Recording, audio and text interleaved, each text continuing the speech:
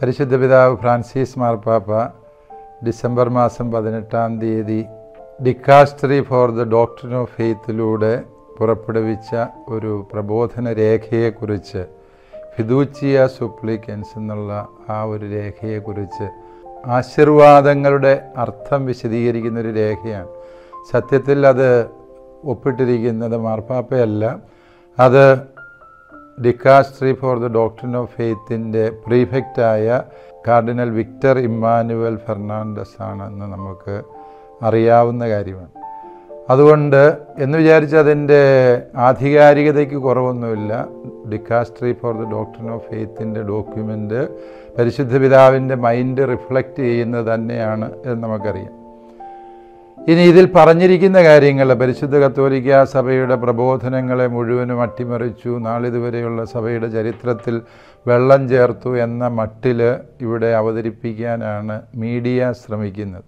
പക്ഷേ 45 പാരഗ്രാഫുകളിലായി വിശദീകരിക്കുന്ന ഈ ഡോക്യുമെൻ്റ് ശ്രദ്ധാപൂർവം വായിച്ചിട്ടുണ്ട് എങ്കിൽ നമുക്ക് മനസ്സിലാക്കാൻ സാധിക്കും, പരിശുദ്ധ കത്തോലിക്കാ സഭയുടെ വിവാഹത്തെക്കുറിച്ചോ സെയിം സെക്സ് യൂണിയനെക്കുറിച്ചോ ഉള്ള യാതൊരു പ്രബോധനത്തിലോ നിലപാടുകളിലോ അണുപോലും മാറ്റം ഫ്രാൻസിസ് മാർപ്പാപ്പ വരുത്തിയിട്ടില്ല.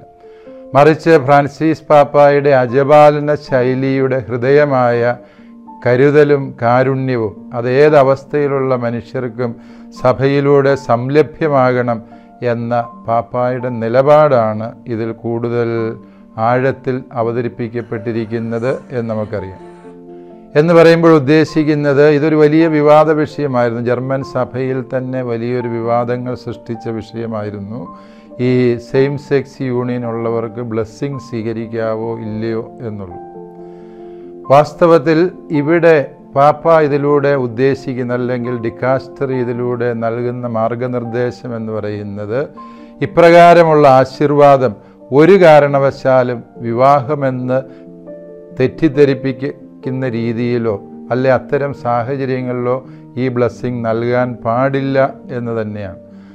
അതിന് വിവാഹ വസ്ത്രം ധരിച്ച അവസരത്തിലോ ഏതെങ്കിലും സിവിൽ യൂണിയനോടനുബന്ധിച്ചോ ഇപ്രകാരം ഒരു ആശീർവാദ പ്രാർത്ഥന നടത്താൻ പാടില്ല എന്ന് പ്രത്യേകമായി പറയുമ്പോൾ, വിവാഹ ഗൗൺ ധരിച്ച ഒരാളെ ബ്ലെസ് ചെയ്യുമ്പോൾ അത് വിവാഹം ബ്ലെസ് ചെയ്ത അവസ്ഥയിൽ വരും.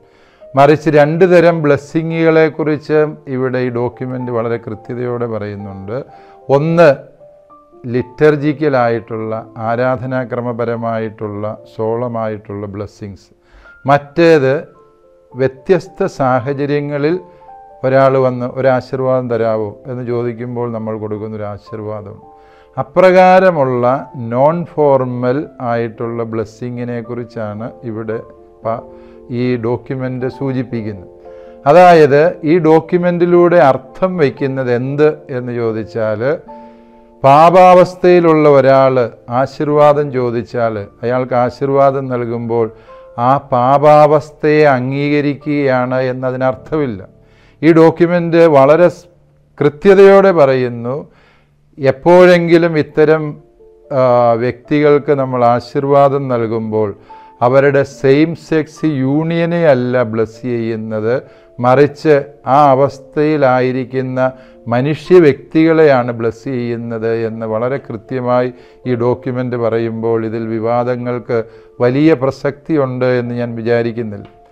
വീണ്ടും നമുക്ക് ഈ ഡോക്യുമെൻറ്റിൽ വളരെ കൃത്യതയോടെ നൽകുന്ന നിർദ്ദേശം എന്ന് പറയുന്നത്, ഒരാൾ ബ്ലെസ്സിങ് ചോദിച്ചു വരുമ്പോൾ അയാൾ ആഗ്രഹിക്കുന്നത് തൻ്റെ ഈ അവസ്ഥയിൽ ദൈവത്തിൻ്റെ സാന്നിധ്യവും സഹായവും തനിക്ക് ആവശ്യമുണ്ട്. ഈ ഒരു പ്രതിസന്ധി ഘട്ടത്തെ അതിജീവിക്കാൻ ദൈവകൃപ തനിക്ക് ആവശ്യമുണ്ട് എന്ന ബോധ്യത്തിൽ നിന്നാണ് ഒരു വ്യക്തി ആശീർവാദം ചോദിക്കുന്നത്. ആ അർത്ഥത്തിൽ ചിന്തിക്കുമ്പോൾ സെയിം സെക്സ് യൂണിയനിലുള്ള വ്യക്തികൾ ആശീർവാദം ചോദിക്കുന്നത് അവരുടെ സെയിം സെക്സ് യൂണിയൻ കണ്ടിന്യൂ ചെയ്യാനോ അല്ലെ തുടരുന്നതിനോ അത് വിവാഹത്തിൽ എത്തിച്ചേരുന്നതിനോ വേണ്ടിയുള്ള ആശീർവാദമല്ല. ദൈവഹിതപ്രകാരമല്ലാതെയുള്ള ഇത്തരത്തിലുള്ള ബന്ധങ്ങൾ അതിൽ നിന്ന് വിടുതൽ പ്രാപിക്കുന്നതിന് വേണ്ടിയുള്ള അവരുടെ ഒരു സഹായാഭ്യർത്ഥനയായി ഈ ബ്ലെസ്സിങ്ങിനെ വ്യാഖ്യാനിക്കുന്നതിൽ തെറ്റില്ല എന്ന് ഈ ഡോക്യുമെൻറ്റിനെ സൂക്ഷ്മമായി പഠിക്കുമ്പോൾ നമുക്ക് മനസ്സിലാക്കാൻ വേണ്ടി സാധിക്കും.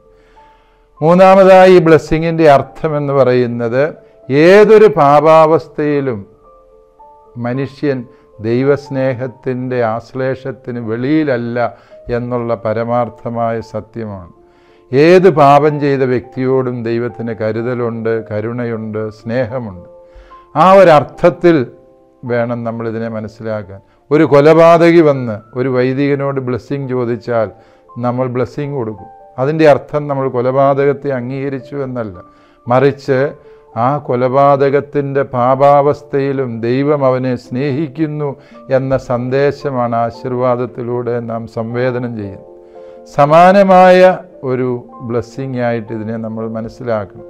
ഇവിടെ പരിശുദ്ധ കത്തോലിക്കാ സഭയുടെ വിവാഹത്തെക്കുറിച്ചുള്ള അതൊരു സ്ത്രീയും പുരുഷനും തമ്മിലുള്ള ബന്ധം മാത്രമാണ് വിവാഹമായി ആശീർവദിക്കപ്പെടാൻ യോഗ്യതമായിട്ടുള്ളത് എന്നുള്ള കത്തോലിക്കാ സഭയുടെ പ്രബോധനത്തിൽ പാപ്പ അണുപോലും മാറ്റം വരുത്തിയിട്ടില്ല.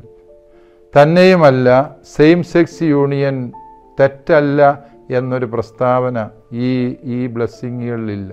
മറിച്ച് ഇവിടെ പറഞ്ഞിരിക്കുന്നത് അതൊരു പാപം എന്നുള്ളതിനേക്കാൾ ഉപരിയായി മനുഷ്യൻ എത്തിപ്പെട്ടിരിക്കുന്ന സങ്കടകരമായ ഒരു ലൈംഗിക അവസ്ഥയാണ്. ആ അവസ്ഥയിൽ ദൈവം അവനെ മനസ്സിലാക്കുന്നു, ദൈവം അവനെ സ്നേഹിക്കുന്നു, ദൈവം അവൻ്റെ ഒപ്പമുണ്ട് എന്ന്, അവൻ സഭയ്ക്ക് അന്യനല്ല. ഇങ്ങനൊരവസ്ഥയിൽ എത്തിപ്പെട്ട ഒരു വ്യക്തി തിരുസഭയ്ക്ക് അന്യയല്ല എന്നുള്ള സന്ദേശം അവിടെ കൈമാറ്റം ചെയ്യപ്പെടുന്നു എന്നുള്ളതാണ്. ഇതിനെ എതിർക്കുന്നവർ ഉന്നയിക്കുന്ന വാദങ്ങളും പ്രസക്തിയുള്ളതാണ് എന്ന് നമുക്കറിയാം.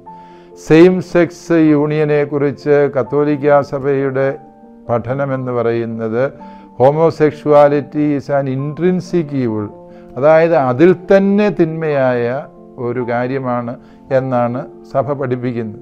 അതുകൊണ്ട് അതിൻ്റെ തെറ്റും ശരിയെക്കുറിച്ച് ചിന്തിക്കേണ്ട കാര്യമില്ല, അത് അതിൽ തന്നെ തിന്മ പ്രവൃത്തിയാണ് എന്ന് സഭ പഠിപ്പിക്കുന്നതിന് മാറ്റമൊന്നുമില്ല. പക്ഷേ ഇവിടെ ന്യായമായി വരുന്നൊരു ചോദ്യമുണ്ട്. ഒരു തിന്മയെ നമുക്ക് എങ്ങനെയാണ് ആശീർവദിക്കാൻ പറ്റുക? ഇതാണ് ഈ ഡോക്യുമെൻറ്റിനെതിരായി വരുന്ന അടിസ്ഥാനപരമായ വിവാദമെന്ന് പറയുന്നത്. അതിന് കൃത്യമായ ഉത്തരം ഈ ഡോക്യുമെൻ്റ് തരുന്നുണ്ട്. ഇത് ആശീർവദിക്കുന്നത് തിന്മയെയല്ല എന്ന് ഈ ഡോക്യുമെൻറ്റിൻ്റെ 38ാമത്തെ പാരഗ്രാഫിൽ കൃത്യമായി പറഞ്ഞു വയ്ക്കുന്നുണ്ട്. സെയിം സെക്സ് യൂണിയനെ അല്ല ഇവിടെ ആശീർവദിക്കുന്നത്, മറിച്ച് ഇപ്രകാരം വ്യത്യസ്തമായ ലൈംഗിക ആഭിമുഖ്യങ്ങളുടെ അവസ്ഥയിൽ പെട്ടുപോയ മനുഷ്യ വ്യക്തികളെയാണ് ആശീർവദിക്കുന്നത്. ഇപ്രകാരം മനുഷ്യ വ്യക്തികളെ ആശീർവദിക്കുമ്പോൾ സഭ ലക്ഷ്യമാക്കുന്നത് ഈ അവസ്ഥയിലും ദൈവം നിങ്ങളെ മറന്നിട്ടില്ല, ദൈവം നിങ്ങളെ കൈവിടുന്നില്ല, ദൈവത്തിൻ്റെ സാന്നിധ്യവും അനുഗ്രഹവും ഇപ്പോഴും നിങ്ങളോടൊത്തുണ്ട് എന്നുള്ള ഒരു വലിയ ഉറപ്പ് കൊടുക്കലാണ്. അത് നമുക്കറിയാം, അത് അജപാലനപരമായ കാരുണ്യത്തിൻ്റെ ഒരു കൈനീട്ടലാണ്. ആ ഒരു കൈനീട്ടലിനെ സഭയുടെ സത്യപ്രബോധനത്തിന് വിരുദ്ധമായ നിലപാടായി വ്യാഖ്യാനിക്കുന്നതിൽ അർത്ഥമില്ല. നമ്മുടെ കർത്താവ് ഈശോ മിശിഹാ സുവിശേഷത്തിലുടനീളം എഴുതപ്പെട്ട നിയമവ്യവസ്ഥിതികൾക്കപ്പുറത്തേക്ക് കരുതലിൻ്റെയും കരുണയുടെയും കരം നീട്ടുന്ന എത്രയോ അനുഭവങ്ങൾ വായിച്ചെടുക്കാൻ സാധിക്കും. സമാനമായ ഒരു കരുതലാണ് ഫ്രാൻസിസ് മാർപ്പാപ്പ ഇവിടെ ഇപ്രകാരമുള്ള ലൈംഗികാഭിമുഖ്യമുള്ള വ്യക്തികളോട് പ്രകടമാക്കുന്നത്.